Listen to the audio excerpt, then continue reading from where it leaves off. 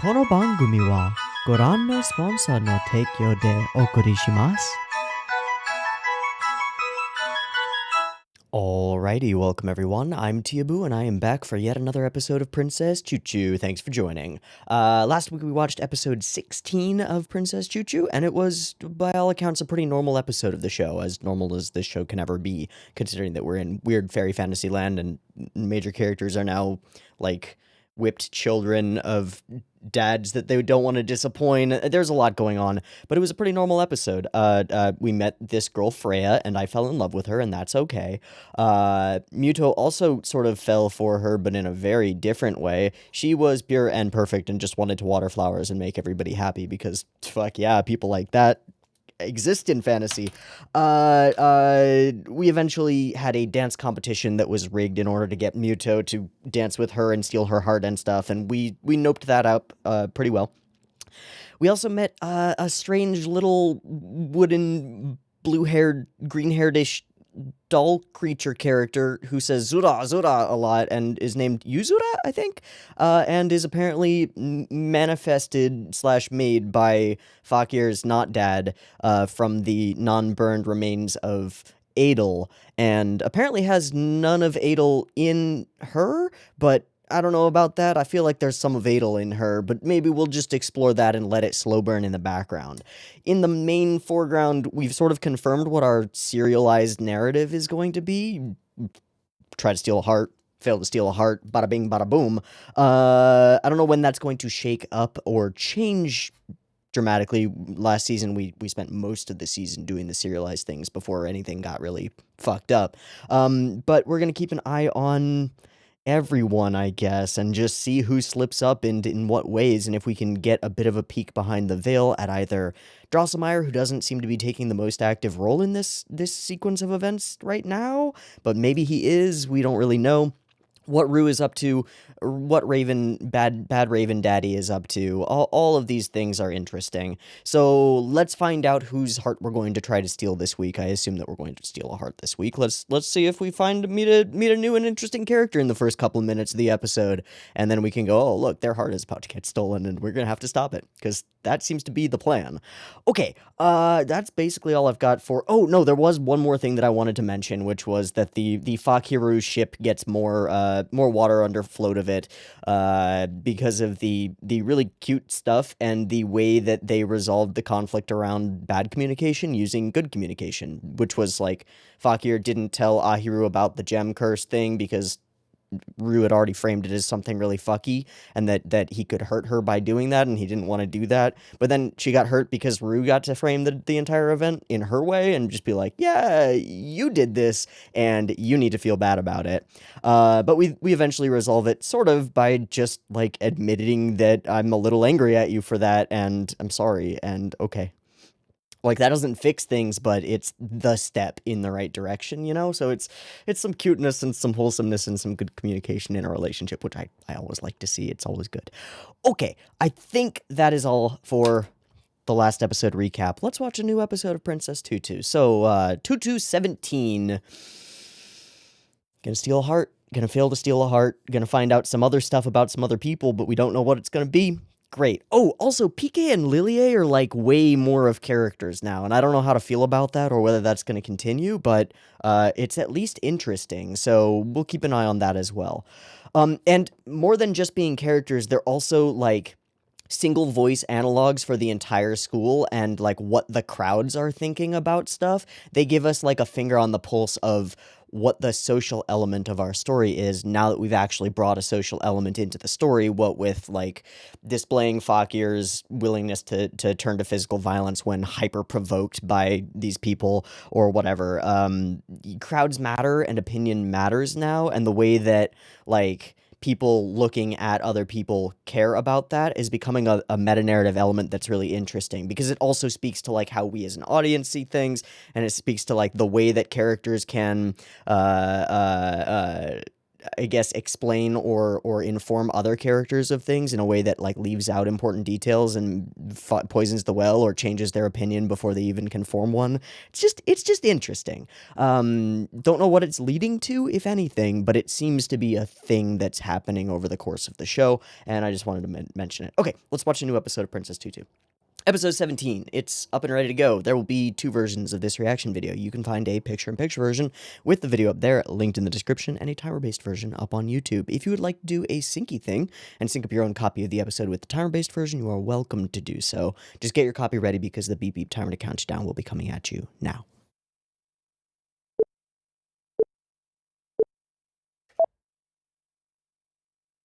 Okay, literally in a frame. Okay, mute, in another frame. It's a frame in another frame. Okay, Narcissus? What are those? Oh. That was a visual metaphor for exactly what I just said. Show someone a piece of information while leaving out important details. Oh, Jesus. I realized that he had lost even the words to... It seems like it's about Muto. And that's a sword through a raven feather. All right. Yo, that whole intro thing was... Are we gonna, like, super meta it up now and do everything in the episode about framing? Because that seemed to be what that was.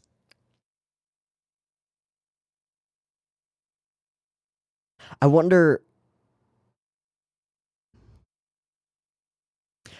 if that opening narration, as so many of them have been, is itself a reframing of our perspective on a character, namely Muto. Because it's gotta be Muto, right? A prince, beautiful face, but no interest in loving people, like his automaton self that was like, blah, blah, blah. But then he gains some back, but still can't use his words to express it, was what it said?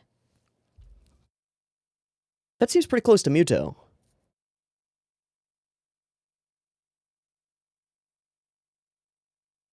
But it leaves out a lot, right? Like, we know how Muto got to this place. The initial framing is he got here by doing a heroic sacrifice, right?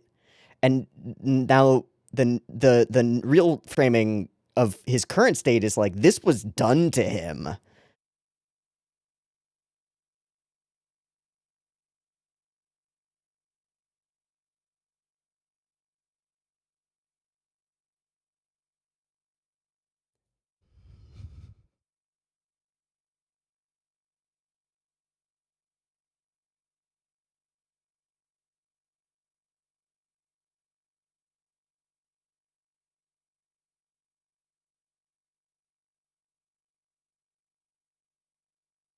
Oh, we're starting here.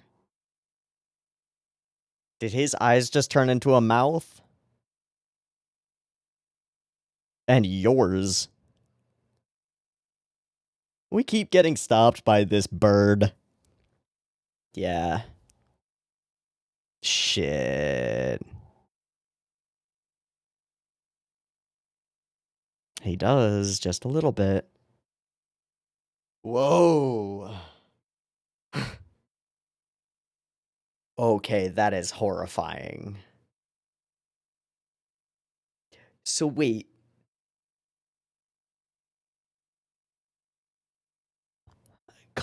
Okay. All right. Crime and punishment. Whoa, framing. I mean, visual. We're talking about other people.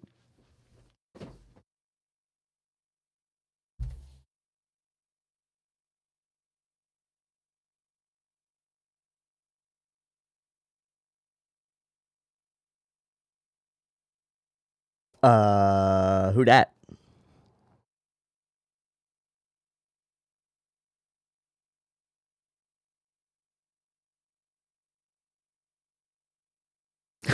I do get that feeling, yes.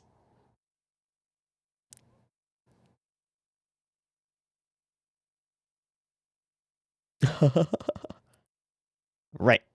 Right. You are aware of context that nobody else is. And you can blame yourself for it if you want to, but you shouldn't. Okay, what are we about to walk face first into? I feel like all this framing is leading me to believe that we're about to walk face first into a polar.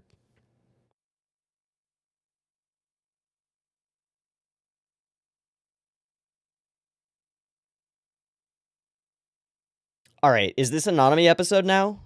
This is a Nanami episode now. Huh. Uh-uh.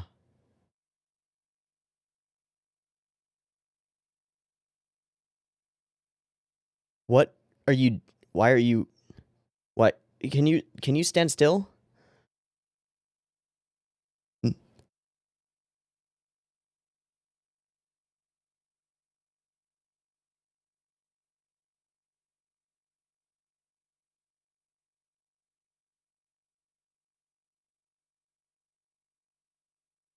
Wait, he's the one in the opening, isn't he? Can you stop posing?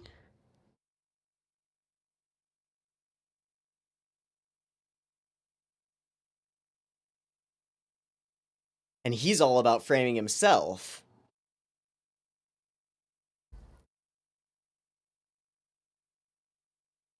Just leave. Yeah, just leave.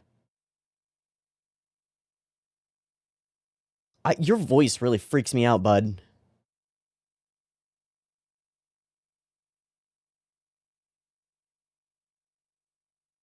Bruh. Is that his name? I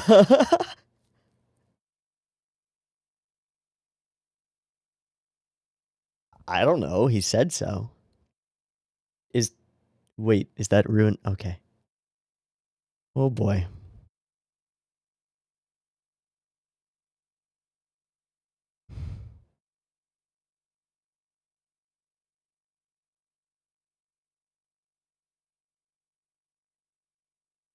Hi.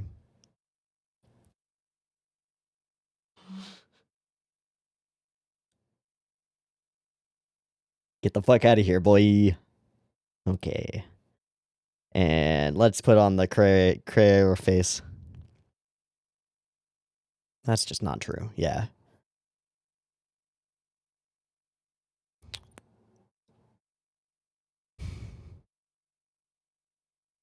I think it does. I think it really does, actually. I think it matters a lot. Oh, God.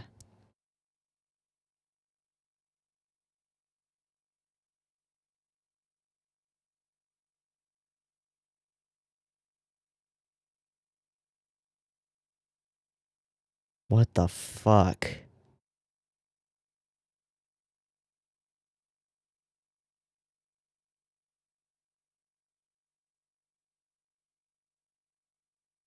Stop encouraging Butler, man.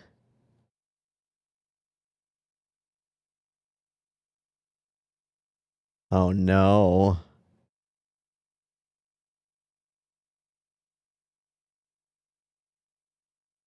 Oh, I see. I see where this is going. Right. Right. Damn, dude, big dreams. So are we going to try to bait him and try and steal a male heart? It doesn't seem to matter. Purity seems to matter. A scheme is hatched, yeah.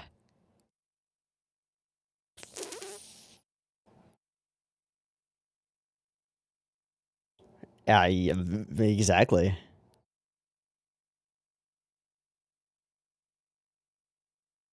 It's enough to make me hate... Oh, Jesus.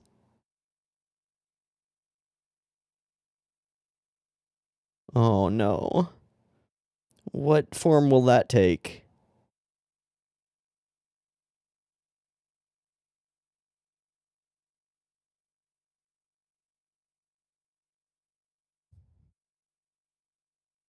All right.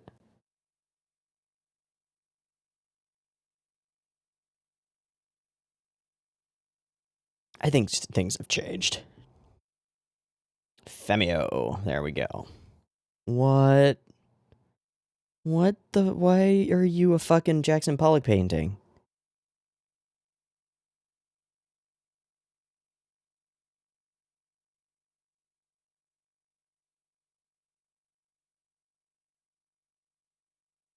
I'm gonna say I doubt it. Yeah. He was just posing the whole. Oh God, what the? What? Oh no. Oh.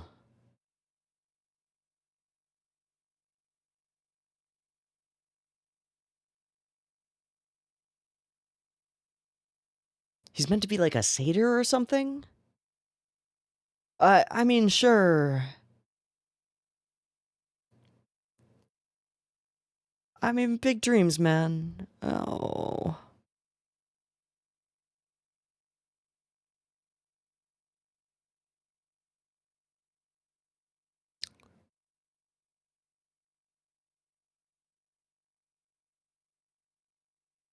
Ooh. Ooh. Ooh, wait. He just did something.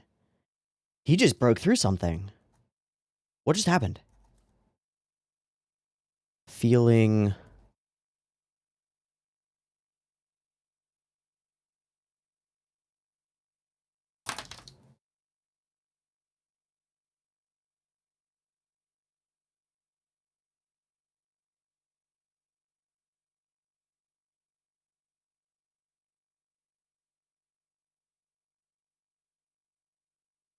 Whoa.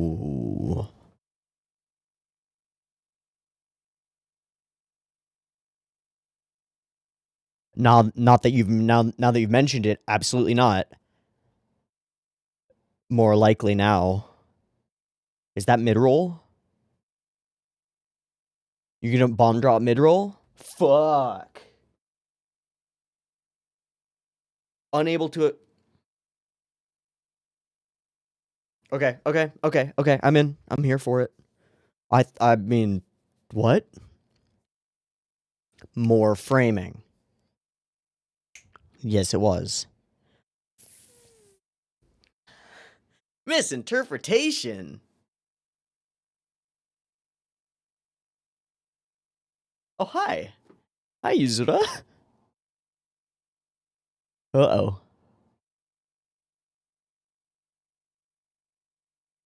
Oh, no. No, oh no, that's exactly what I was talking about. They just, oh no.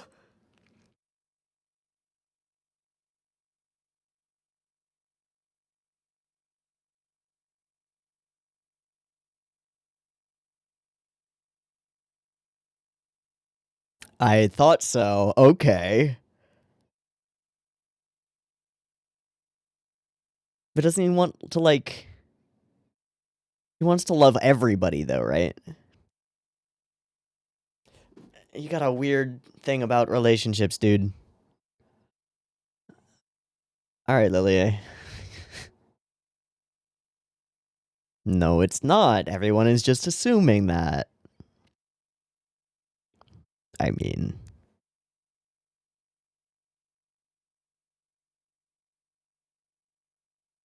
It sure was. And he was looking right at you and thinking about Tutu.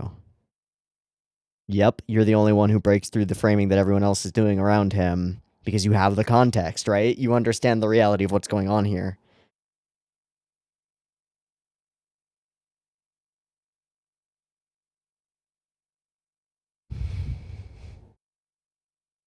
You should be, but you're not gonna get through.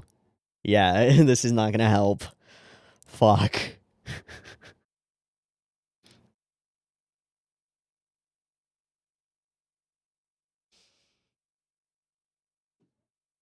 His eyes are red, though.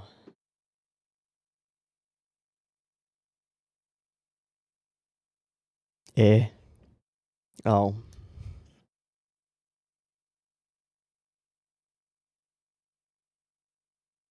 I feel like Neko Sensei might have actually had a point there, but I don't know what it was. Like the kind of point that I would have initially dismissed because it was coming from Neko Sensei because of the way we see him as a character.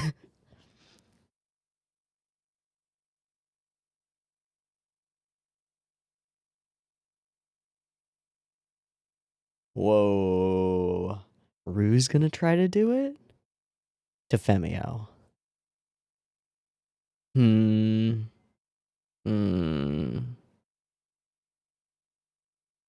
Hi.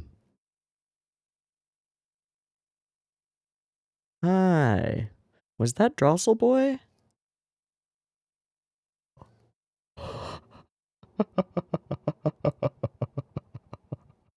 Fucking hell, Yuzura. Oh, God. That's not what's happening. Oh, Jesus. Oh, my God. All right, well, we're gonna find out who that character is at some point. Maybe. Dude, stop. Dude, just stop. Stop, please.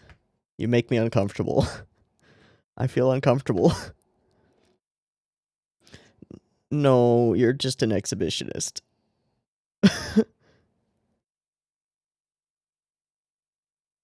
What?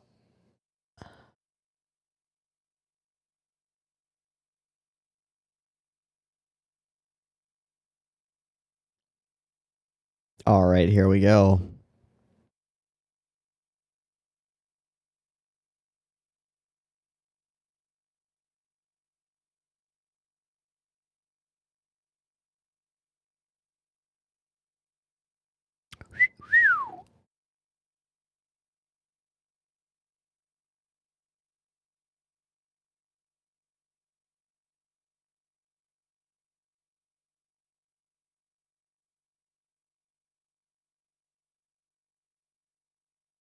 You know exactly what she's doing.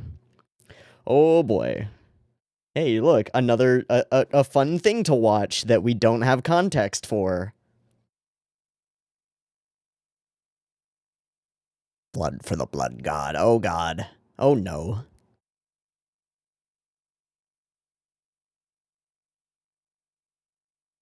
She wants to fuck.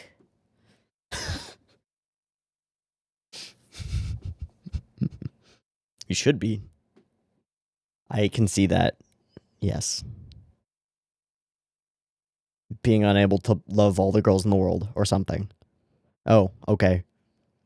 You're afraid of...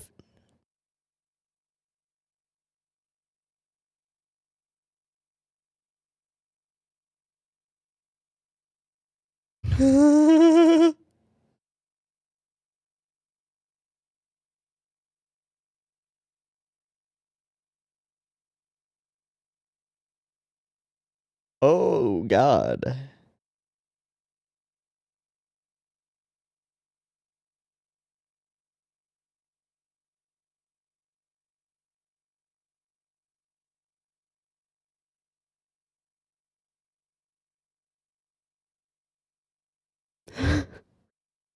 Oh, no, please no. I don't know what it is. I don't know what it is, but I don't want to know.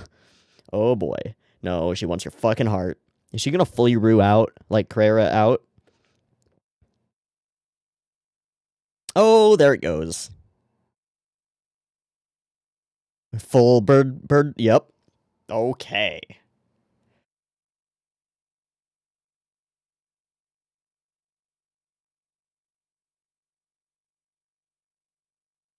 Montand, what are you... What's following it? Oh, okay. Crows.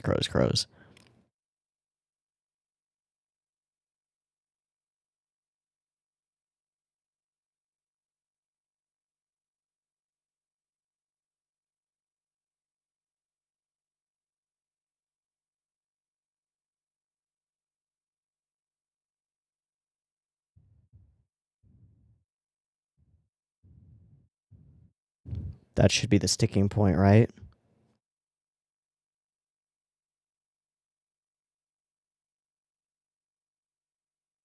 Is he gonna break it himself? Tutu hasn't even gotten here. Dude, he just broke it himself.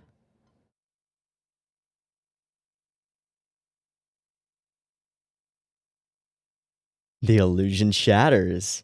Whoa. Femio, what the fuck? How are you so powerful? What?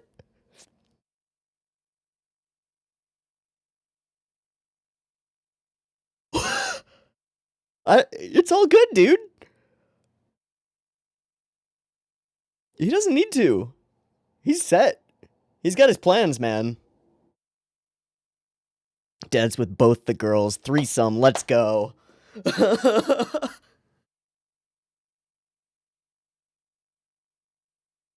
Okay, I guess that.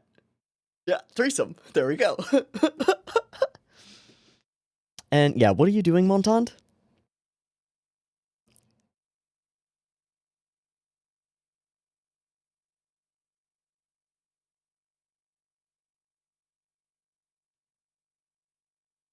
Oh,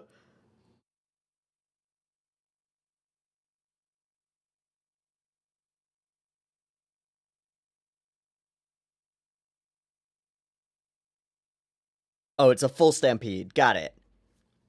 A full running of the bulls metaphor thing. Okay. Sure.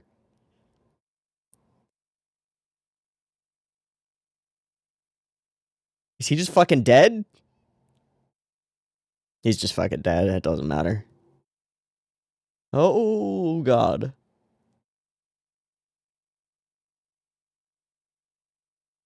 My work here is done. You didn't do anything.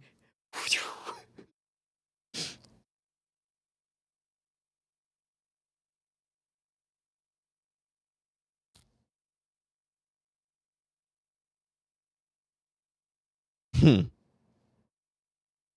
Ha ha ha ha.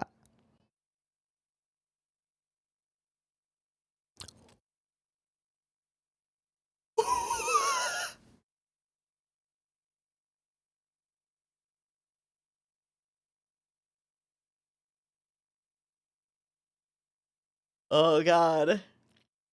Oh, God. It's so awkward. Oh, hi, Muto. Just chillaxing, looking out the window.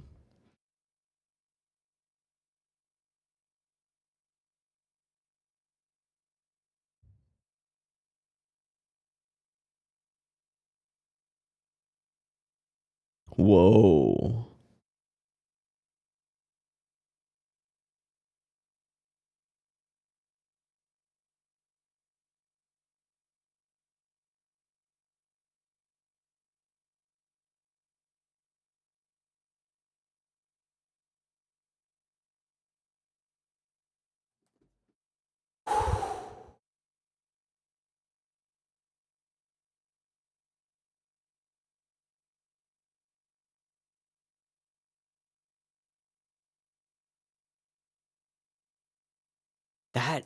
Just that kawaii assault from Muto.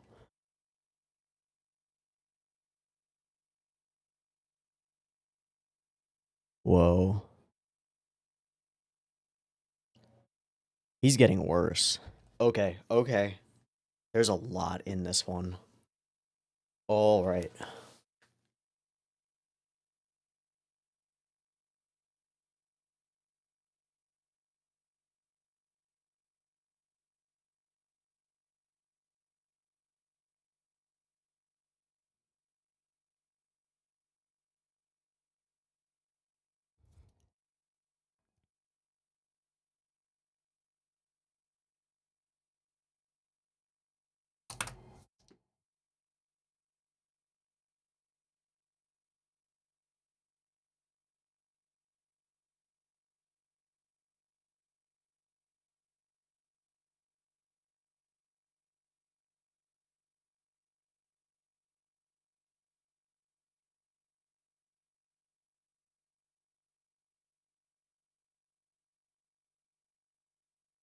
Knights and stuff. Okay. That's a thing that's gonna happen. Okay. All right, I'm just gonna leave that be. Okay, I feel like I need to take a minute to put my thoughts in order about this episode because whoa, there's a lot here. In a lot of ways, it's super reminiscent of like the classic Utena Nanami episodes, in that you've got this like overbearingly arrogant and narcissistic character talking about how good they are, and then kind of just getting shit on for a lot of the episode is sometimes what happens in the Nanami episodes, but sometimes not. They're just weird, and like they're just very strange episodes. That's what I thought we were gonna get. Instead, we got like a really powerful little mini story and a bunch of like small scale things about characters that seem to have massive impact. Like Muto getting broken through to by an idiot just saying an idiot thing that happened to be the exact right thing, right? Which in and of itself has some relevance toward the conversation that Neko Sensei was having with him about like I'm not going to tell you that your pursuit for art is invalid, but maybe you should figure out the basics before you come in and actually start trying to perform. But sometimes you need to not have trained in things to have insight into them, you know? Oh god, that was interesting. Or just the fact that I think for the very first time in the series, whether no, you know what? The equivalent would be it's not equivalent, but the only other time that a character or characters have avoided whatever the bad thing is by themselves without Tutu's help was the touring group, the Eleki Touring Company. And that was the Sleeping Beauty episode where she had like the heart shard of Muto is like ghosting her, is like following her around, but every time it tries to like make a move, her husband is already there, just like, we'll work through this together. Good communication and like solid pillars of a relationship.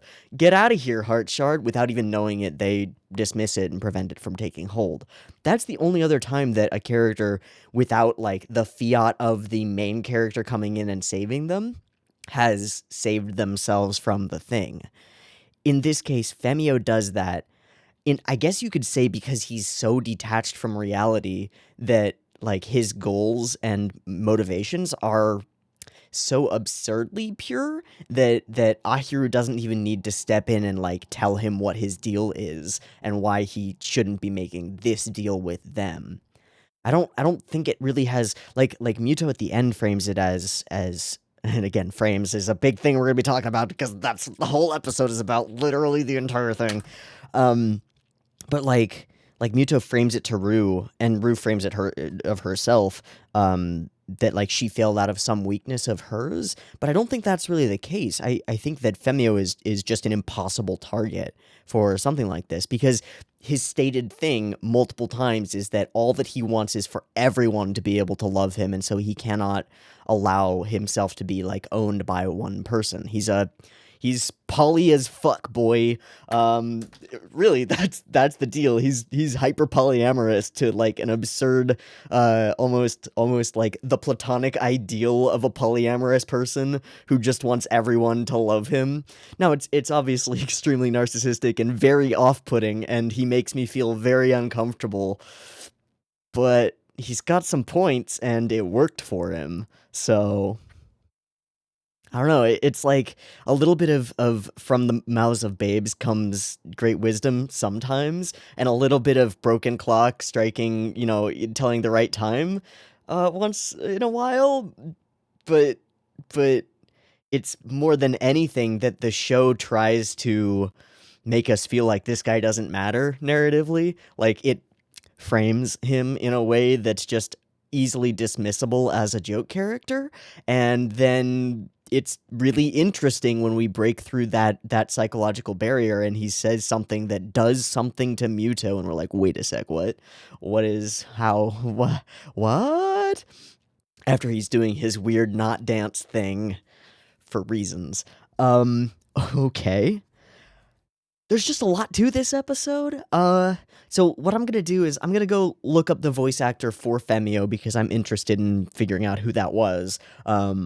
There's also the additional thing that they put a lot of like filters and stuff on his voice to make him sound like overly, but I'd like to know who that is. And in the meantime, I'll just be thinking because I need to think this one through a little bit before I start blathering any more about it.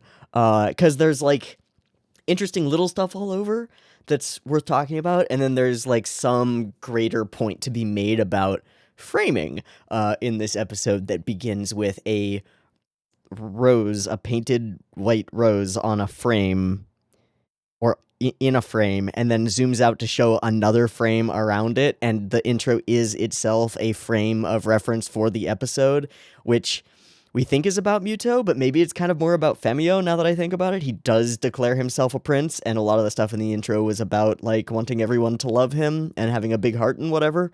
So, gonna think about this one for a minute. See you in a minute. I'll come back to you with Femio's voice actor name. Okay. So I just need to take a screenshot of this because otherwise you're not gonna believe what I found. What? What?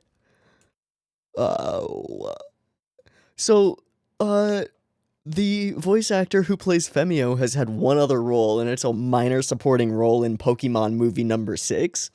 But he is just fucking chilling here with a full beard and a gigantic impossible fro. Uh, Apparently he originally intended to be a singer, but following considerable weight gain decided against it. I really don't know how that affects the other thing, but okay. But he's just sitting here in like what appears to be a pink leopard print almost velvet looking shirt with a definitely like silk wide collar, like you'd see on like a I don't even know. I mean, obviously he's like dressing into a certain Japanese kind of a punk, a retro punk aesthetic that would fit with pompadours and such, right? Like that's what he's going for, and he's in it. Like you walk into a pachinko parlor and you meet some dude like this. What the fuck? His name is Papaya Suzuki. His name is Papaya Suzuki. His name is Papaya Suzuki.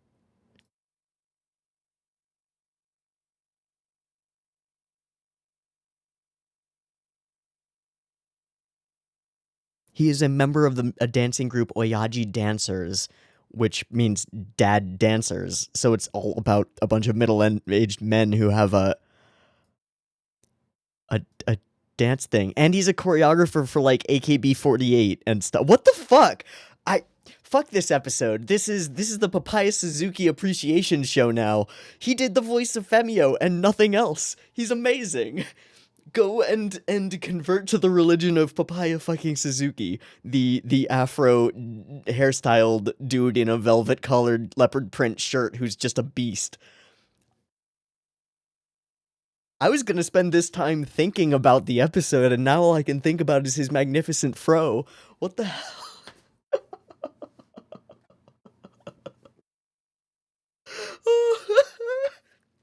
Okay, I'm gonna sip some tea and calm down. Okie dokie.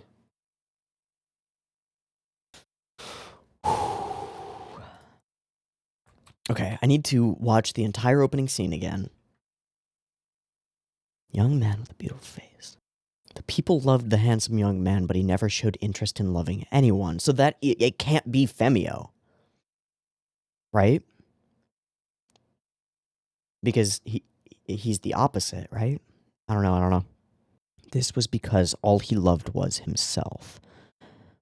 This with the abstract seeming image, which I thought initially, I did not put it together in my head. Maybe you looked at this and immediately clicked that this is a cow, but in whatever Rorschach blot bullshit this is, I was like, are these like torn pieces of paper from a map?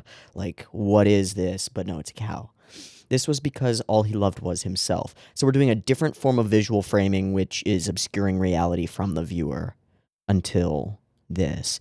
And then we'll tie into that. Okay. When the young man who neglected to love and sought only to be loved. That does sound like Femio, though. Found someone he truly cared for. He realized that he had lost even the words to express those feelings. Back to Muto, though, right? Because that's exactly what happens in this episode. He finds someone he truly cares for, Tutu, right? And cannot express that to her through words. And the big breakthrough in the center of the episode is there are feelings that can be gotten across even without words, which is also exactly what Tutu did for him at the end of the first season, was dance out I love you, right?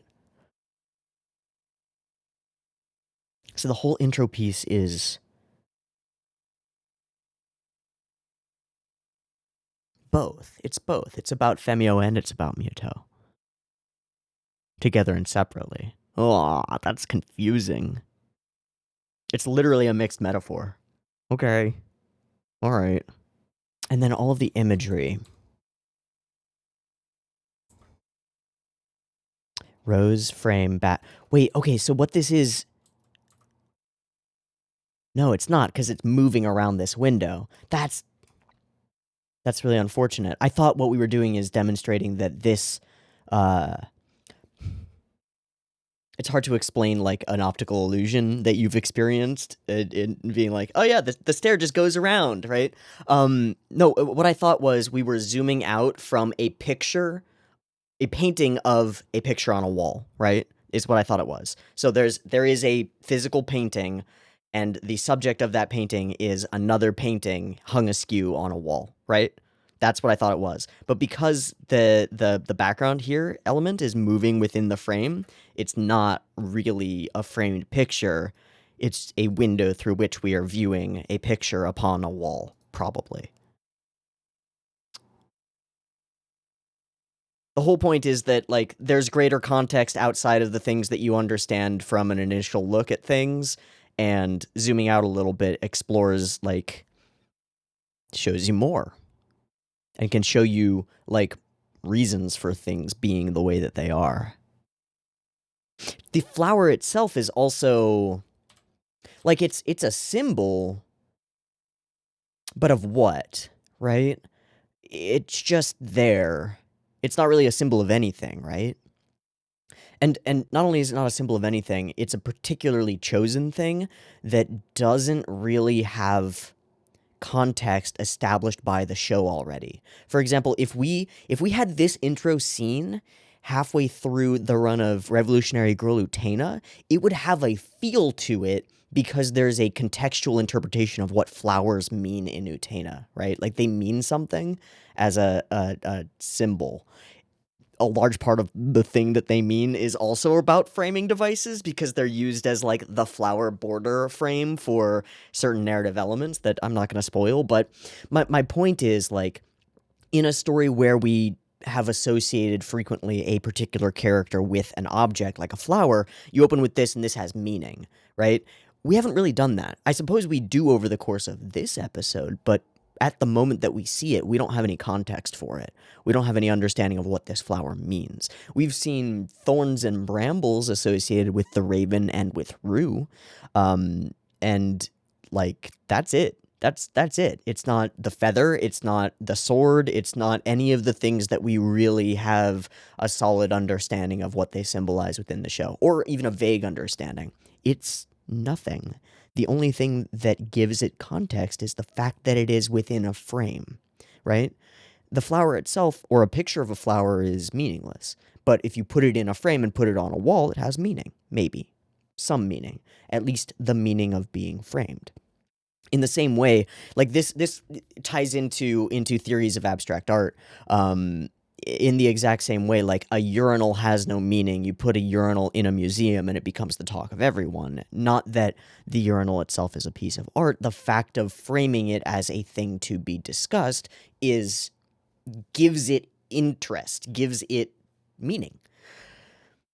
The flower has no meaning. The picture of the flower has one meaning. We zoom out from the picture of the flower. The picture of the flower being askew is weird, but meaning? I don't know if it gives it meaning to just be askew. It appears to be that, like, the thread, the string or wire that's holding it up has snapped, so it's, like, halfway fallen. But that doesn't mean anything, right? It really doesn't. So we zoom out from it and show that it is itself within a frame. But not a physical frame, a visual, narrative-y frame surrounded by flowers. Which kind of takes away the meaning of the flower that is framed, right? Because there are flowers out. It's weird. It's weird. I don't know how to think about that. But it's clearly got significant purpose in talking about the way that we perceive things and the way that we like express them to other people without all of the context necessary, and then they jump to their own conclusions, whatever those might be, because that happens like a billion times over the course of this episode. I believe that the very first scene we open on is the little symbiotic birds that peck on rhinos and hippopotami and stuff, talking about how they think about Muto's actions, right? Framing them and reframing them to each other. It's literally the first lines of dialogue in the ep.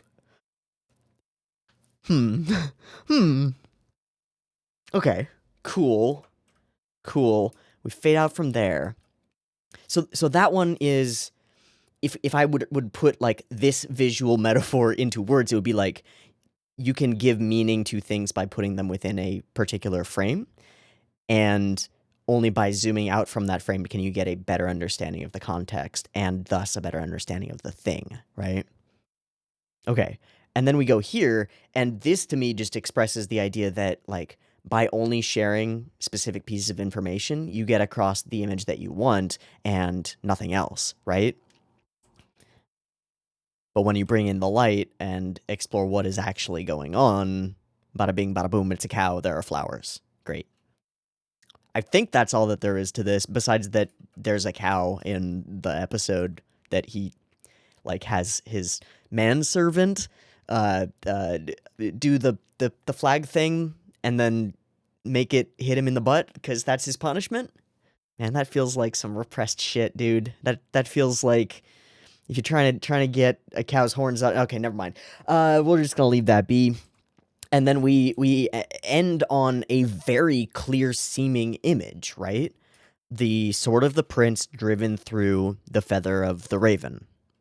Two clear symbols that we understand that are antagonistic toward each other. And this seems to tell us, like, the prince defeats the raven, right? Something like that? Maybe. Or the prince's sword is pinning the raven down. Something like that, maybe. What's interesting about this one is that there's no reveal to it, right? It's not like the cow where we show what we think is there and then we reveal that it's something different that's there. This just shows us an image and we are left to draw our own conclusions, which makes me think that it's trying to say, don't trust this image. If you were to zoom out from here, there might be context that you wouldn't understand. In the exact same way that, like, shattering the sword seemed like a real good idea at the time, and now it's a major stumbling block that is leading to a lot of the obstacles that our characters are dealing with. This idea of, like, stab the raven, it'll be easy, seems to be not that easy. And there is a reflection to it, and I don't know what that means. At all. I think you probably could tell, because I don't normally do that, but I talked through it the entire time we were in the opening, but, like, this opening sequence affected me. Not like an emotional effect, but like, oh shit, I gotta turn my brain on. This episode's gonna be weird. Whoa. I'm gonna turn my light on. Oh, right, okay. I wrote down something about, like, a little note about a point that I had at the beginning here from this intro, that I didn't really fully explore. But it's the way that this story reflects on and or frames our understanding of the framing of the rest of the... We're going to say framing a lot, I'm sorry. The rest of the thing. With Muto specifically. Back to the rose. Let's put up the relevant visual. Okay. Relevant visual of the rose.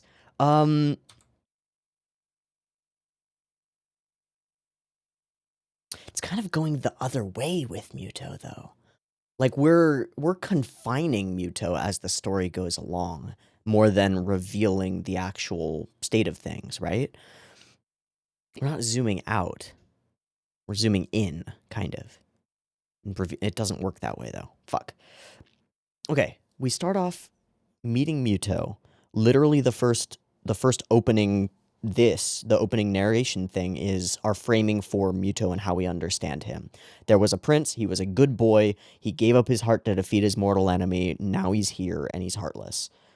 So he is a good boy who did a big self-sacrifice, and that's how we should see him. And we open to him seeming all empty and fucked up inside and a total automaton, and we understand that he did this to himself willingly in order to prevent greater evil, and we feel like admiration for that act and also compassion for this empty vessel that is left behind, right? That's the framing for Muto. Come second season, everything is about reframing Muto, right? And what we do is we kind of just like, Muto is just this now. He is just evil now. He just has like a heart shard in him that is tainted, and he's kind of fucked up. But that's not the story, right? You need the entirety of the first season in order to actually get the context for what happens afterward. And in world, the only people who have that context are Rue, who is actively avoiding letting other people know about it because it factors into her plans, right? Ahiru, who can't say anything because she's got her own secret identity, and Fakir, right? Everyone else is just seeing this is Muto now. And the way that the story is framing things is like, this is how Muto has always been, which is kind of fucking nefarious. I don't trust you very much, narrator. I don't trust you very much at all. I think you're lying to me. Subtly, insidiously, nefariously, evilly. Okay, cool. One last thing that I'd like to say before we actually turn our attention away from this opening sequence is, I don't know if it's intentional, but this scene, this image here of the sword pinning down a raven feather, actually kind of reminds me of the visuals of Ravenworld, where there are all these white blades almost, these white feathers that seem to be stuck in. I don't really know what they are or whatever. They're really interesting visual elements, and we've never really talked about them. But they are bright white feathers that are stuck straight down. And it kind of makes me wonder if they're like part of the restraints on the Raven. Because one thing that we get in this episode that we kind of haven't gotten before is like, how does the Raven's emotional state affect the world around here? And one of the things that happens is he like breathes and like blows wind that shifts all of these feathers, but doesn't like move them really. And then he gets really angry and his voice shakes everything as though he actually is the surface of everything. I don't know if that's the case. He's just a weird eye glow in a void. I don't know how corporeal he is in this world.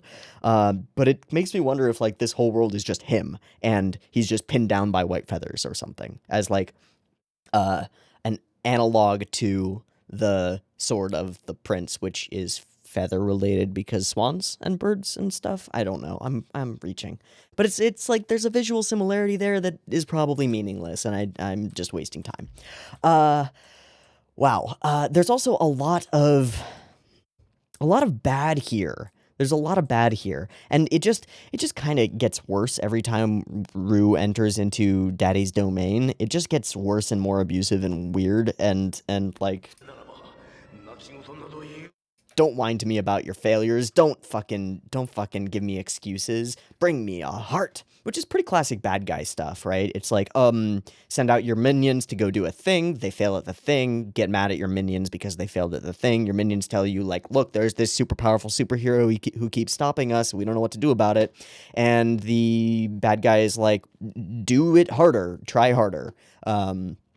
Or I'll kill you, and then probably goes ahead and kills them. Or that's the point at which the bad guy is like, I don't know, I don't even get like a health plan here. I should probably switch over to the good guy's side. And often they do. I'm speaking almost entirely from like Precure knowledge, because almost every season of Precure, one of the bad guys is like, yo, my bad guy boss kind of blows. These Precure girls who are all about like kindness and generosity and like fighting bad stuff with love and compassion, they're pretty cool. I think I could side with them instead of this nefarious, nebulous bad guy who just wants to destroy the world because We'll see if that happens at any point. I mean, Rue is definitely the type of character who could turn against her father, but doesn't seem to be on that path yet. We don't know. We don't know. But yeah, poor father. Ooh, that's a mirror, isn't it? That's a...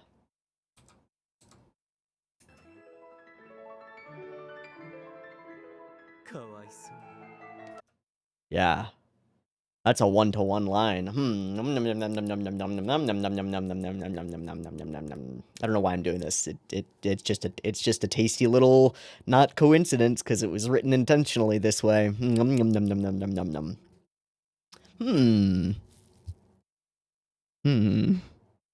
Same line, completely different context, right? Kawaiso no Otosan versus kawaiso, poor thing. One of them seems to be actual compassion, although from a place of weird Stockholmy fucked upness. The other one is just contempt. That's like this line from Muto's voice actor. Props to Muto's voice actor for nailing the line in a way that like made me shiver a little bit. Is just contempt. Yeah. Oh yeah. Yeah. The second princess is a princess who won't be loved no matter how much she confesses her own love, which is exactly true. And has been true of Rue from the beginning. So we have a bird who is kind of a princess who cannot confess her own love lest she die. And the other one confesses all the time, but will not be loved.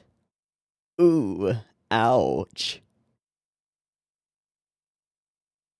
And then the second prince is a prince who wants to be loved by everyone but cannot really love anyone because he's too, like, into the platonic ideal of loving everyone and he's fully poly. Okay. Again, we seem to be mixing our metaphors a little bit, and I'm alright with that. I'm okay with that. I'm just intrigued in unpacking what I can from this episode at this point. And we're starting on, like, the deep dive stuff instead of talking about Femio's absurdity. Let's talk a little bit about Femio's absurdity. Break up the flow of the conversation a little. Yeah, so walking. We do basically walk directly into a post, but the post happens to be a dude on a bull. Yeah. This just happens. He cannot stop posing. I don't think he ever, like, walks normally at any point during the episode, or does anything normally. All of the framing around him is so over the top and I don't mean framing, I mean framing. I mean, like, composition of shot. I have to make that distinction. Oh, no. The composition around him is very over shoujo. It actually feels like some of the jokily over shoujo moments in Moaru Penguin Drum, which are centered around a character who has these insane fantasies and clearly indicate her insanity. Yeah, it's kind of reminiscent of that. The super close-ups and stuff. And then he just can't stop doing weird things with all of his everything, and it's too much. And Papaya Suzuki, is that his name? I still have the page up. It's Papaya Suzuki. His name is Papaya Suzuki, dude. I can't.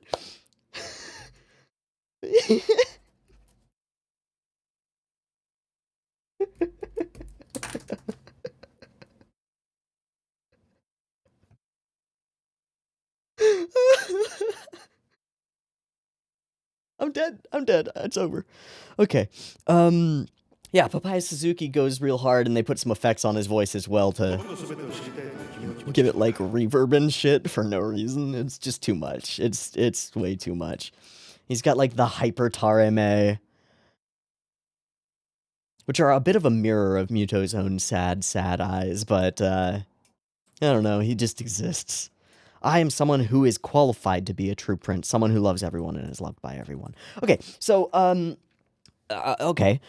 What's this character's deal? How would we express it in words other than just like, oh, he's weird and shit? He's arrogant, right? He's narcissistic, obviously. His goal, however, is a generous one in a weird way. It's just, like, in his mind, he is so great that he really just wishes that everyone could bask in his greatness. And in a weird, twisted, arrogant, narcissistic way, what he's really saying is, I want everyone to be happy. It's very clearly the same sort of a feeling as the feeling that Freya has, right? I want to make flowers grow and make everyone be happy. It's just that his way of making people happy is by getting them to love him, or accepting all of their love, or whatever. All right. But why is this character the way that he is more of the question that I'm asking.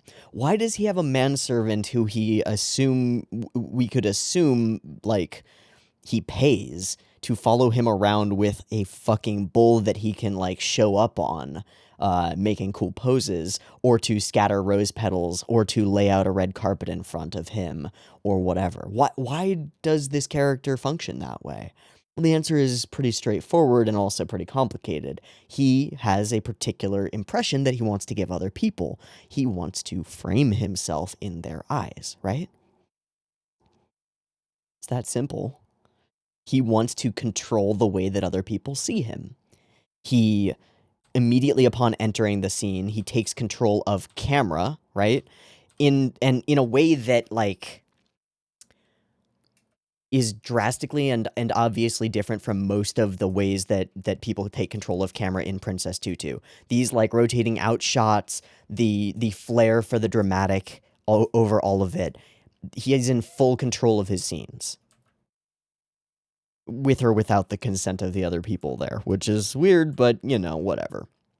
And then, he is framing himself. Literally frames himself. Yeah, that's his whole deal.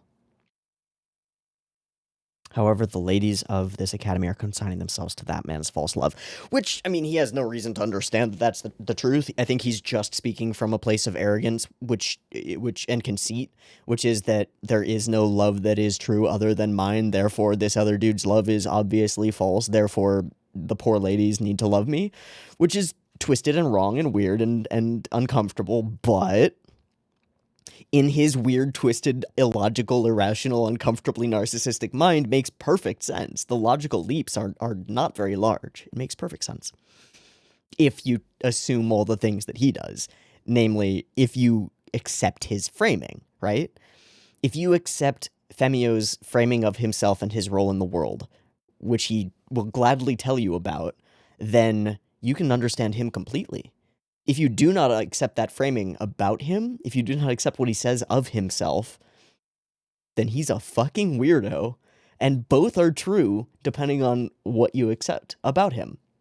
And if you accept that he believes all of these things fully and wholeheartedly, and you don't, then you can still understand why he's doing the things that he's doing without fully believing the purpose of them. What a goddamn brilliant character, right? In the meta-ist way possible. This is a character whose entire existence revolves around contextualizing himself aggressively to other people. Hi, I'm Femio. I'm a prince. Everyone should love me. It's worth it to love me. I'm the best. It's a good thing for everyone to love me. Whoa. Or more aptly, everyone already loves me, they just don't know it yet, right? Like, he makes me uncomfortable, but I can't hate him. I cannot hate him. Oh, the splits. And there are just all these little visual sequences and tricks that are amazing. And I think that Papaya Suzuki does something awesome here with his voice. Let's see. Recorded separately with his actual lines so that they happen simultaneously.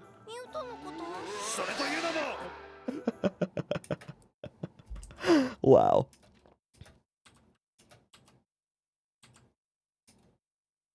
I mean, literally, this is the one time where Ahiru takes control of the camera back, right? By asking an important question. You mean Muto? Is that the dude with the false love who you're talking about? Who is also entirely on my mind? I'm trying to get back to my story here really quick. How are you relevant exactly, Mr. Femio? And Femio just goes, what? Nope, this is my scene still. Stay out of it.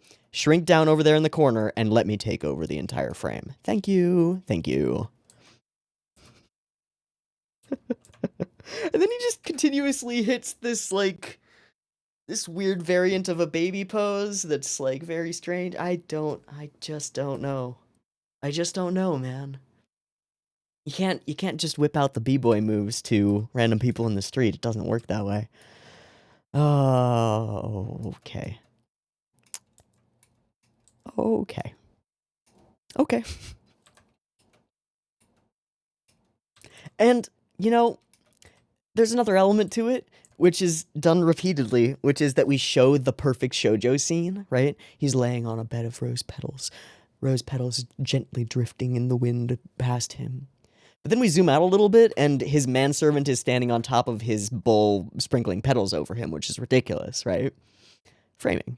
Again, this time for, like, visual things. Like, you trust these scenes. You don't with Femio around. In a shoujo you would. You just zoom in on a character and they start sparkling and rose petals fly in the wind because that's how it is. Because that's the way the show goes. That's how it works. It just happens. But no, there's somebody standing on a bowl sprinkling rose petals toward them. It's a pretty funny jab at the entire idea of non-diegetic, like, visual elements that add emotion to scenes. It's kind of a scathing critique of them in a weird way, just because they continuously undercut whatever that scene is by showing that it's really this sort of frumpy manservant sprinkling flowers or whatever. I love it. I'm super into it. The more that I talk about, like, Femio and his, not him as a character, but his purpose as a character, and, like, why he was written the way that he is, I'm starting to really appreciate it. I think this is a really interesting one. Wow, okay. Alright, yes. So we just get to see behind the veil here. Gotta get a sacrificial heart. Sick of waiting. Tutu, wait, no, Ahiru, and bye-bye. Get the fuck out of here, Muto. Right. I told you there is no Ru. I can't believe that, because I get this feeling you're Ru-chan. It doesn't matter what you think, right? Isn't this entire episode about how much it matters what other people think?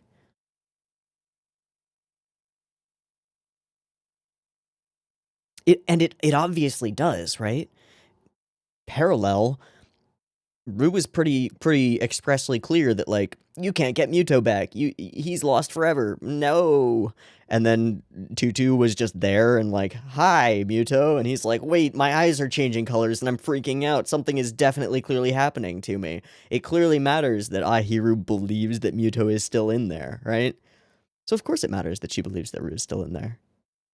It seems like Ru's trying really hard to make everybody think that Ru is gone. Or, more aptly, Krera is trying really hard to make sure that nobody steals her meat puppet from her.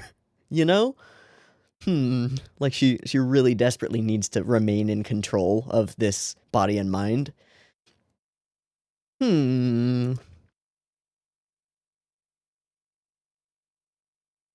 Countdown clock for Ru switching sides. I think we can start the clock going. Maybe. Maybe. I don't know. Alright, the prince is mine. And yes, did someone mention Prince? And once again, the framing, the red carpet, the manservant. The weird walk thing. Again, he never walks normally. Never. He just, like, jumps between... What are you... That young lady is truly timid. He also is really good at, like, self-deception, you know? Oh, it's not that she finds me horrifying and very weird. It's that I'm too beautiful, obviously. She must just be frightened by my glorious beauty. Uh-huh. Sure. I feel an intent gaze. He's so extra. I can't. You say you're a prince, and he does the exact same thing, right? This is a practiced introduction that he does to everybody. Promise you that someday I will become a great enough man to accept all the love in the world, which is exactly why he gets out of this terrible trap that he's about to willingly enter. I'm sure no one will be able to help but love me. Like, at his core, though, he's not actually all that... He is that arrogant, but he's also not. He still doesn't believe himself to be that good yet, right? This is a motivational thing for him. I want to be a great enough man to accept all the love in the world, and I promise you that I'm working toward it. That's a pretty... I'm kind of down for that. That's pretty good. Like, as a core motivation, shoot for the stars, man. And if it feeds back into reasons for self-improvement, great. Although I don't really see him improving himself. He's still in the probationary class, and he's still completely believes that his own expression of art as dance is, like, in line with the expectations of good dance and stuff. Or just doesn't care. And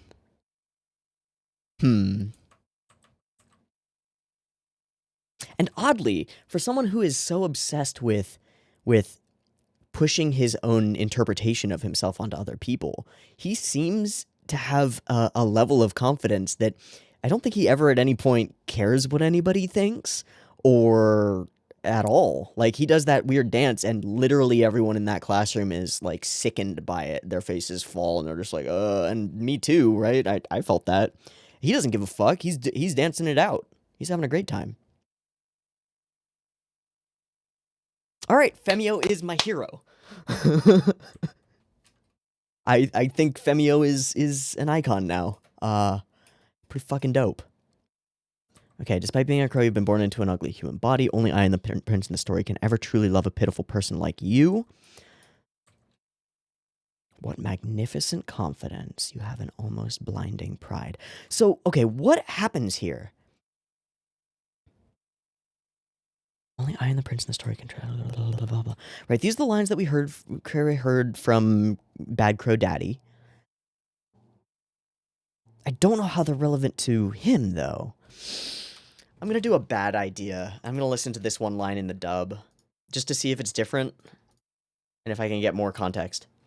I'm sure no one will... When that happens, I'm sure no one will be able to help but love me. Sure. Other than myself, no one but the prince in the story can truly love a pitiful person like you, who, despite being a crow, have been born into this hideous human body. What splendid confidence. What blinding pride. Enough to make me hate you. Wow, they lose so much nuance, man. They just lose so much of it. Ugh. Ugh. Ugh. Yuck.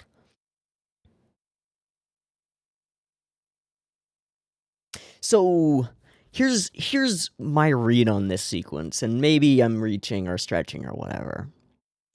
Rue is struggling with her own insecurities, which are, of course, not helped. In fact, they are fostered and made worse and exacerbated by her father telling her shit like, no one will ever love you except me, you're ugly as fuck, you're better than this, you have my genes in your body, and you're not living up to your full potential, basically being a fuck.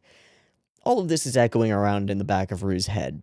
Then she sees this literal bright shining light of pure confidence who doesn't seem to care what anybody else thinks and is like thinks himself destined for greatness, is actively pushing in that direction, has a view of himself that is concise and coherent, even if it's irrational. It's coherent and he lives it all the time, it seems.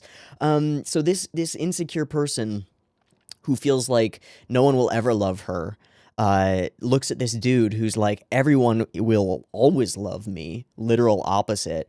And in this moment where her eyes narrow, it's kind of like she just goes, ooh, let me take you down a peg. This'll be fun. Right? That's kind of the vibe that I get here, is a bit of a hurt people situation, where Rue really wants to tear down Femio because he's got what she can't. or what she's convinced herself because of contextualization and self-framing and the framing of her father on her that she can never have, right? It's almost like it does matter what other people think of other people.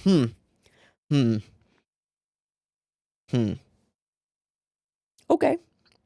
So yeah, I definitely read this scene as her insecurities are the main spark for her to want to do this, to want to pull this arrogant bastard's heart out of his body. Not because he's arrogant, but because he's better than she is, and she knows it.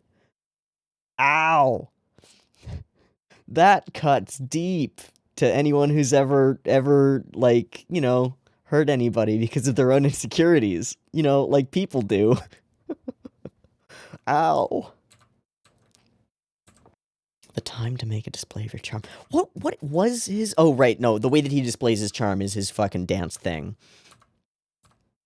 Yeah, first up will be Muto-san. Nope, it's me. Fuck you. So he's wearing shoes that are wrong, right? They're just wrong. He's wearing pants that are only pants. He's got weird, nonsensical, abstract blotches of color all over himself. A strange puka shell necklace or something. And his hair is done up in, like, satyr horns. And we don't know what ballet that this is supposed to be because it really doesn't matter. And everyone, like, there are literal disgust noises. Oh, I left it on the fucking English. No, that was the Japanese. What?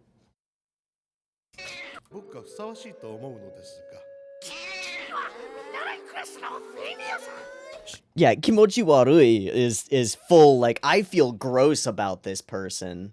He's gross. Jesus, that's cruel. Exposure to true art should be valuable for everyone else as well, so the art that I do is true. Great. It's really confident for someone in the probationary class. And psychological, like, truth here. You fake it till you make it. And also, if you pretend to be that confident, maybe people will actually believe that you are that good. You might not be. But you can convince people of it. I mean, read Catch Me If You Can. Completely incompetent, and yet, you know, highly confident, and made lots of money. Lots of money. And he's not good. We all knew it. We all knew it was coming. He's really fucking strange. And there's nothing else to say here. It's alright, genius is misunderstood in every era. I think that is a line that no genius in any era has ever said. You know?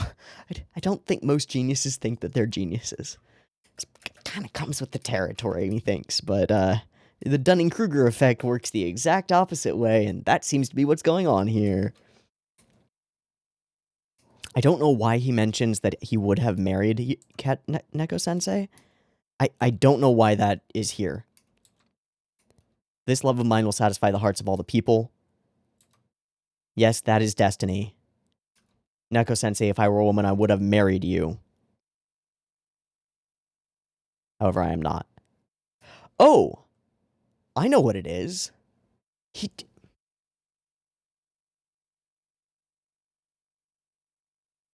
Whoa. Whoa! He just stole Neko-sensei's sequence.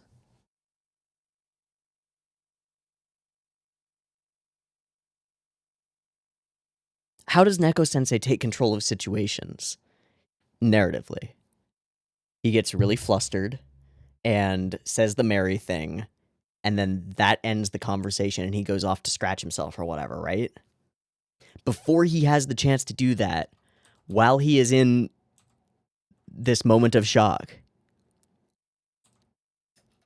Femio takes over the camera, takes over the frame in the exact same way that Neko-sensei does, right? The background darks out behind him and whatnot, and he gets up really close, does a weird face, borders and stuff, talks about marriage in an uncomfortable way, but then he just dismisses it. And goes on doing his thing. That's way beyond just control of camera or control of your own introduction, right? Because those are the things that he's really controlled up until this point. How he's introduced to other people, how they perceive him initially, or in his own mind he is. The actual perception that he gives off is, this guy's fucking insane. But he's still in control of it, to an extent. Until it becomes interpreted by others. But here he literally steals Neko-sensei's like visual aesthetic for his marriage sequence and the way of interacting with other people that he does in order to do the exact same thing that Neko-sensei as a character, written character, does with those things. What? Okay. And then onward he goes with the roses. And then he says this. There is a feeling that gets across even when it's not put into words. And with Rue looking somewhat perturbed by this, like, what is going on with Muto? A feeling that gets across even when you don't speak it. And he sees Tutu.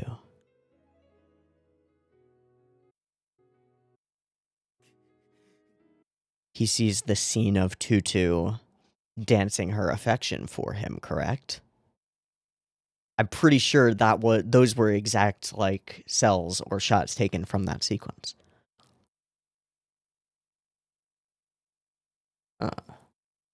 Okay. So, yes, flowers, give him a flower. He gets up, mimes in absolute distress as an absolute cry for help. Mimes, I love you. And he can't control the context or the way that that is framed, can he? Right?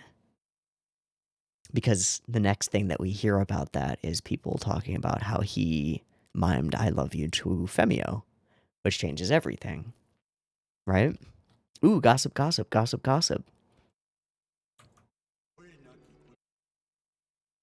Words without a voice.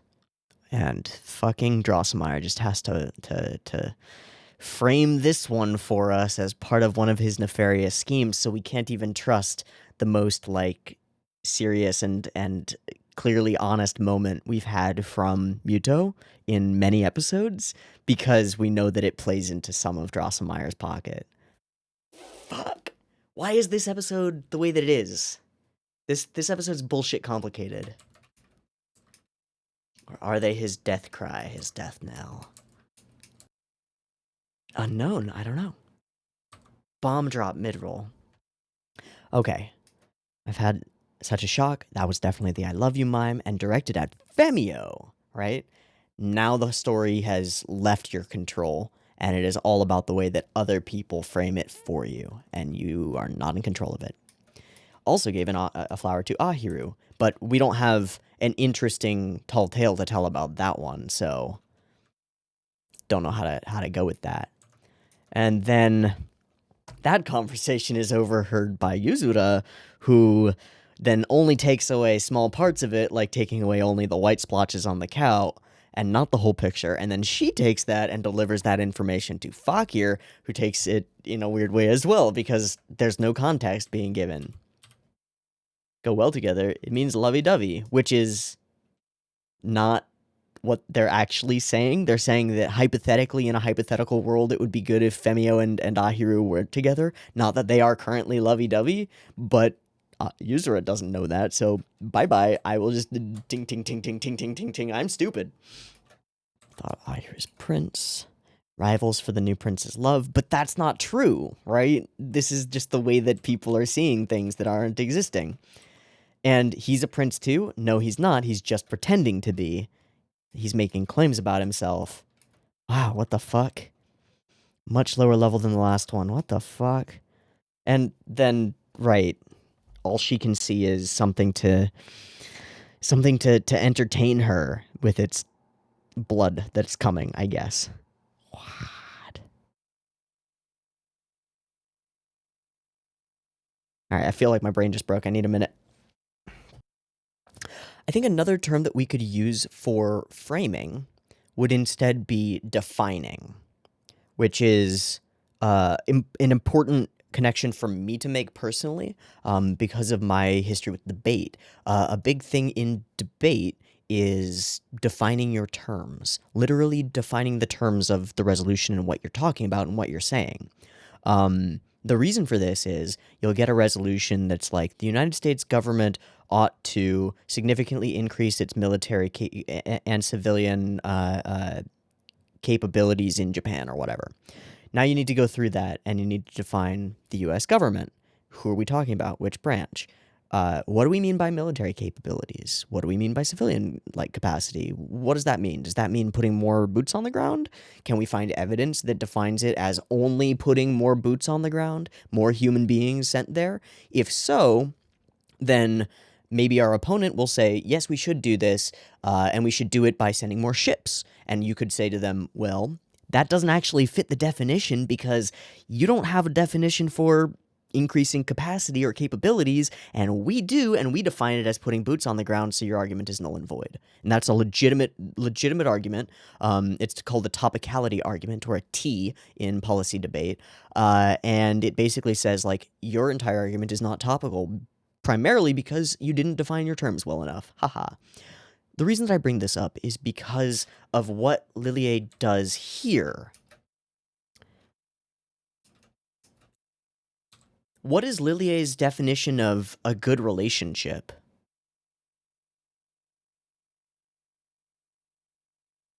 What is her definition for, they would go well together?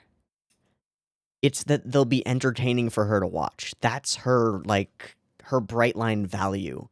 If entertaining relationship where they're always at each other's throats and never on the same wavelength, then good relationship in Lilier's mind.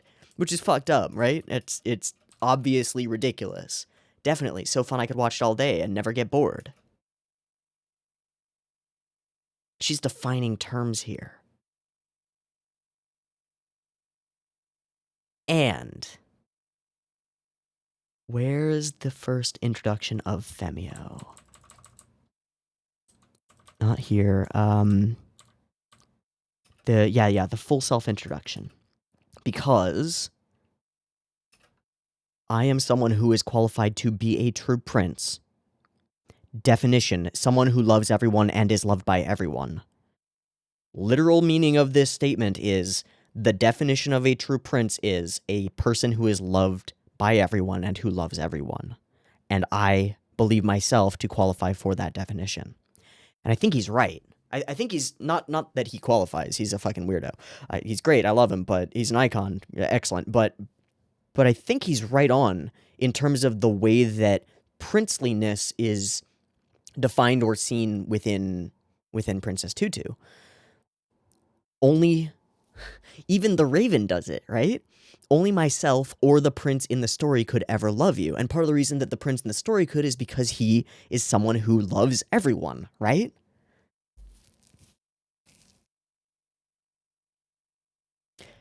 And Femio and Muto are two perfectly opposite sides of the same coin. Femio is an utter buffoon who goes around telling everybody that he loves them, right? And forcefully putting his own definitions of self onto other people. See me this way, see me this way. Whereas and wants desperately to love everyone, right? Muto, from the outset of the story, has been blank. A blank, contextless picture of a rose, right? Yeah, okay. There's no context to Muto. There's no emotion in Muto. There's no rejection from Muto. None of those things happen, right? He is the perfect vessel for other people's love.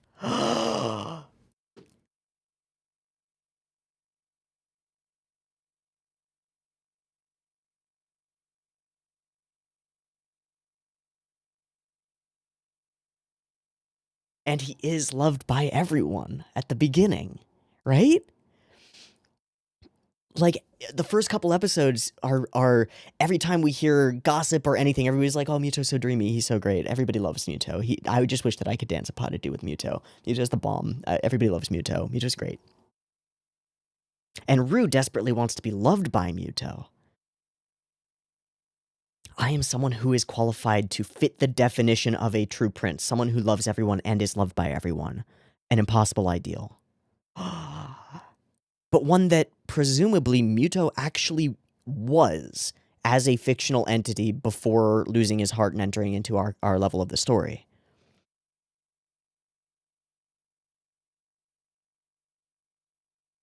Yo, definitions though. Okay. I need to simmer on that, I think. Let me simmer on that, I think. And drink some tea.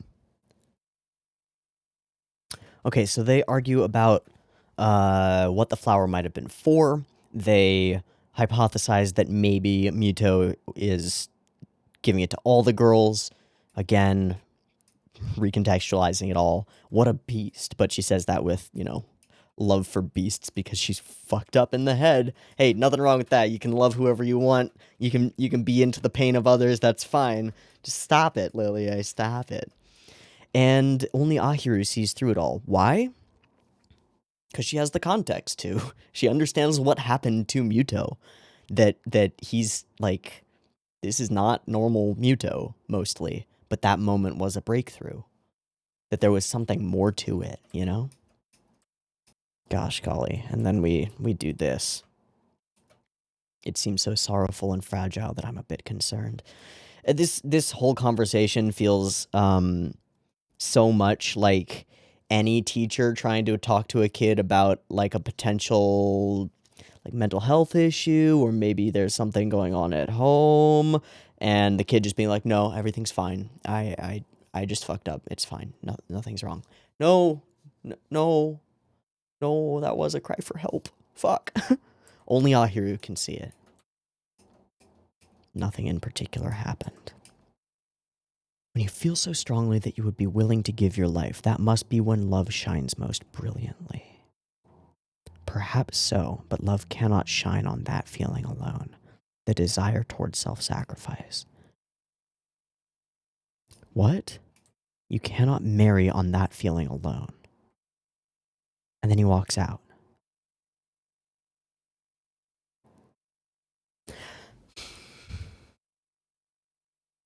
All right.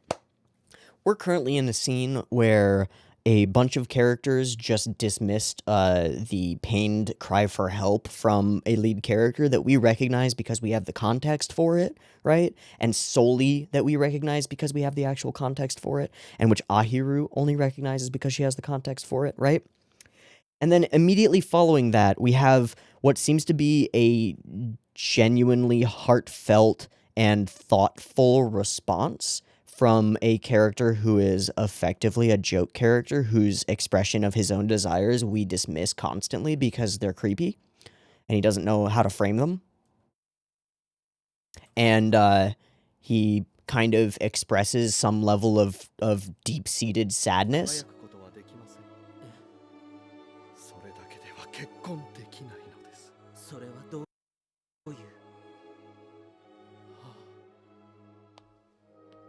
And only sighs because almost as though he knows that he can't explain his feelings to somebody else without them having the proper context. Oh. Weird question about Neko-sensei, just because we've never actually investigated it for any reason, besides, like, kind of just being like, why is Neko-sensei? But now we've got a character that's way more over the top than Neko-sensei, being used specifically for making the point of the episode, and in the context of that episode, the first episode, I believe, where Neko-sensei does not at any point ask someone particularly to marry him, we hit a nerve in Neko-sensei that we didn't know was there and don't have the context for, but indicates to us that maybe, just maybe, all of his previous expressions of desperate craving for marriage come from something real within that he's, like, not able to deal with. I'm not trying to say, like, oh, instantly I understand Neko-sensei because I still don't have the context. but I'm willing to wager that at some episode in the future, we're probably going to investigate what happened to Neko Sensei and figure out that maybe there's like a real person in there who's not just a weird dance teacher who asks people to marry him. Maybe there is something to it. Maybe there is, you could say, some context that we're missing. Or he's just a weird cat teacher who says weird things. I don't know. You don't know. So I'll do it for the sacrifice. Great. You go rest. 君が何がおかしいの？別に期待してるよ、お姫様。I don't know how to feel about that. Just in general. I really don't know. Okay, so this happens, ending is torn out, and then, what? What is that? I assume that it's Drosselmeyer related, or Drosselmeyer himself, but I really don't know. Okay, so we get Yuzura, she says some stuff, gets real loud. This guy does a glasses push, because of course. Super classy. Excellent. And this is just what he does with his time. Literally everybody running away from him. Horrifying. Please punish the sinner. Okay. Can I have a moment? Hello, Rue.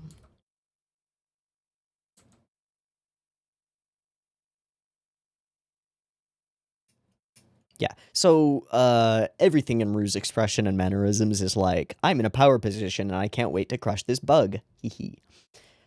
Fuck, that is terrifying. Okay, is this where we get the blood for the blood god conversation eventually? Doesn't the atmosphere down there seem kind of dangerous? Could this be a battle? And again, I don't get a sacrificial heart to eat, right? Ruchan, what are you doing? I smell blood about to be spilled blood. And again, context-wise, without the context of it, for her, an argument between people or something weird going on is just an entertainment value thing for her to enjoy. So they look out through the frame of the window. I'm joking. Oh, you must really love to battle. No, not exactly. Okay, and we come here into the backstage where the props are. In this dingy hall. Which is really odd to me, I think, because every other time that, like, Rue has done a big thing, or Muto has done a big thing, they've done it in a stately location, right? Like inside a church building, or church-looking kind of building, or outside in a wide open street or something. This location is, like, cramped and dark and small and cluttered and weird. It's different. And I have to wonder how much of that is like Rue doubting herself or something like that, right? I think there's something maybe key to her unwillingness to step onto a stage in this moment and instead bringing him to this like warehouse. It's weird. It's weird. I don't know how to think of it exactly, but it's a thing that exists. If you lose your heart, you'll lose that fear as well. Sure. And I hope my father will be happy with you. Nothing better than going on your first interaction with a girl and her telling you that you are just a present for her dad.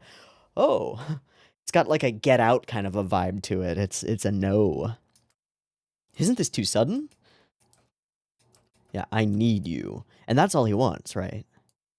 He desperately wants to be needed. I think I would bind your heart to me this tightly. But he also, yeah, wants everybody to be able to love him and stuff. It's time for that. So that's just our cue to get Montand out of the place and away. So that we can actually steal this guy's soul real quick. That's not what I want. And then this happens, and that's bad, and he's like, yeah, let's go along for the ride, this sounds great. Yeah, love only me. Regard all others with hatred. Hold on, that's a sticking point. And you can't say it. He can't do it. He's fully poly and he knows it. Hey, at least he's being upfront about boundaries. Oh, wait. Who the fuck are you? And he is released from his own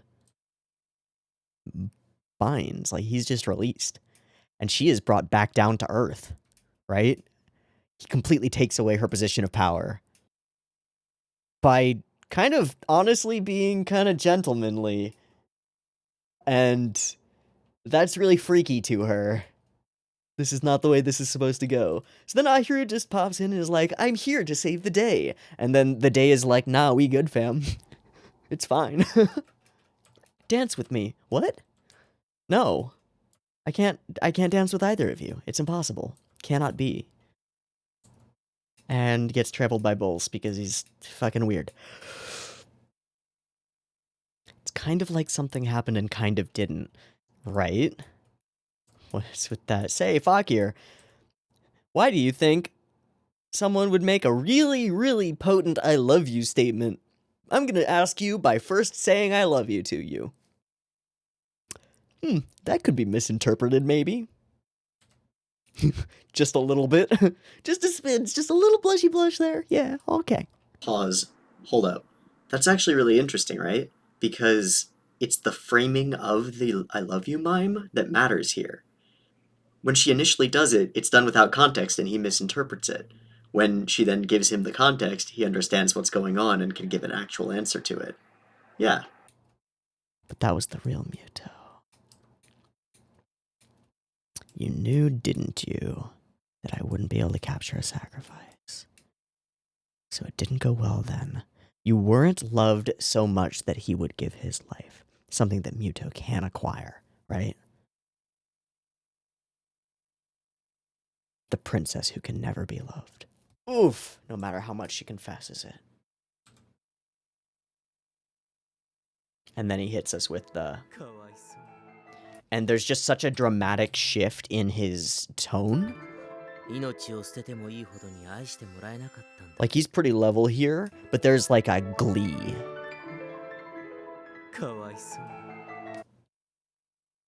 That's genuinely fucking horrifying. At this point, I feel so bad for Rue, and I've been saying that over and over, mostly during the bad daddy scenes, because that's a bad daddy, let's be real.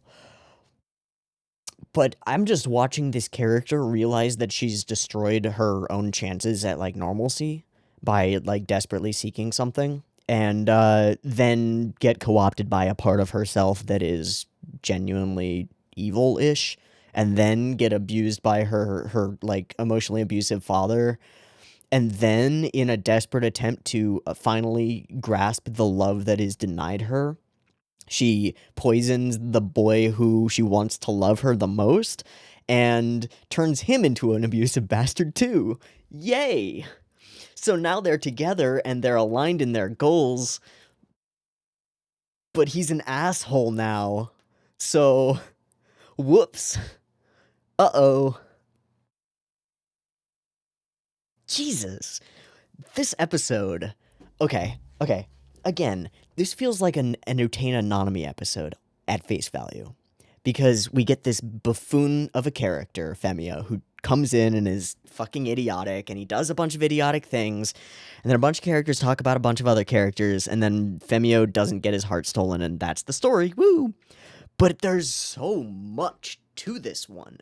This is an episode that is explicitly about the way that the makers of this episode are constantly tricking us, the way that the characters within the world see each other, the way that we regard the characters within the world seeing each other, the way that we regard all the characters in the world, and everything else. It's amazing. About how, like, characters define themselves, about how... And about how little control any individual really has over the way in which they are framed by others, right?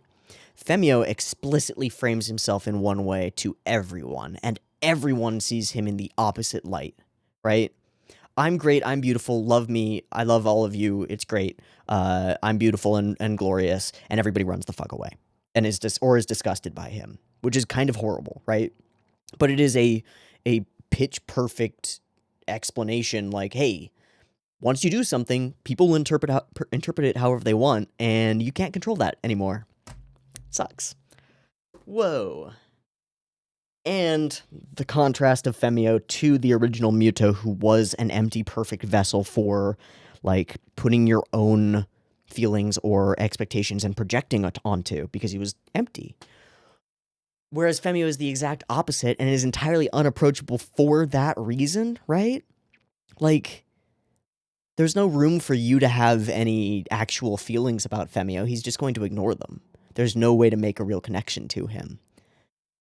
But there's a way to think that you can make a connection with Muto, because your illusion won't be shattered unless you actually go and try to talk to him or get him to like you or get him to say he loves you, and he'll say it as a robotic automaton, and you'll know in that moment that he really doesn't. Fuck. Fuck. This episode is insane. I'm going insane. I think that's probably the cue for me to back the fuck away from this episode and, like, drink some water. I think that's a good move at this point. I do think we've explored a lot of the coolness that is in this episode in a way that I'm quite happy with and pretty proud of. So I'm gonna just call it without really wrapping it up in any consistent way or anything, because I feel the energy leaving my body. Oh. Okay, wrap up. I've been Teeaboo. This has been episode 17 of Princess Tutu. I hope you've enjoyed it as much as I have. If you want to get the next reaction to the next episode of Princess Tutu, it'll be up sometime today, if you're watching this on YouTube, on the Patreon place, so you can go and get it there. I'm going to be adding that little spiel at the end of most of my videos now whenever I remember, because I feel like it makes a lot of sense to, like, get to the end of the episode and be like, hey, by the way, there's another one in case you want to check it out. Yeah, all right, okay. Cool. We're good. Me Teeaboo. This Princess Tutu. Me hope you enjoy. Me see you next week. Wow, that was an episode. Peace.